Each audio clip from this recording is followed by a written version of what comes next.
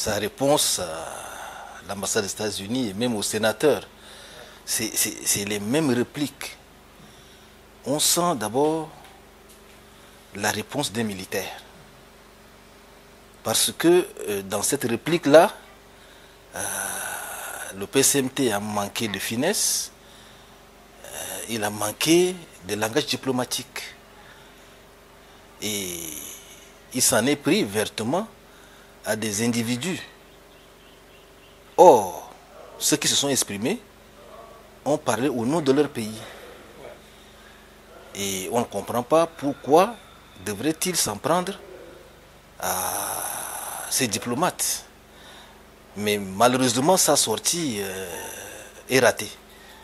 Le langage qu'il a utilisé n'était pas du tout diplomatique. On a senti que c'est toujours le militaire. Et puis, on ne voit pas le niveau même d'ingérence par rapport à ce qui a été dit. Mais la sortie est vraiment très maladroite. Donc, lorsque c'est les États-Unis, pays épris de paix et de démocratie, ils veulent simplement que les autorités de la transition se rappellent de leurs engagements. C'est simplement ça. Mais les propos du PCMT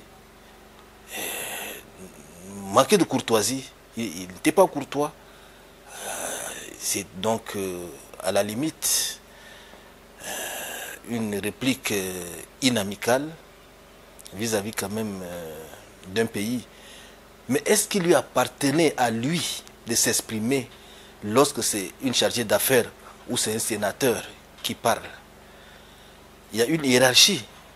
Hein? Si ce n'est pas le porte-parole du gouvernement, on aurait aimé que ce soit le ministre des Affaires étrangères ou le Premier ministre. Mais est-ce qu'il lui appartenait vraiment, lui, de réagir aussi facilement et rapidement et surtout maladroitement? En tout cas, cette sortie est vraiment inopportune à mon avis.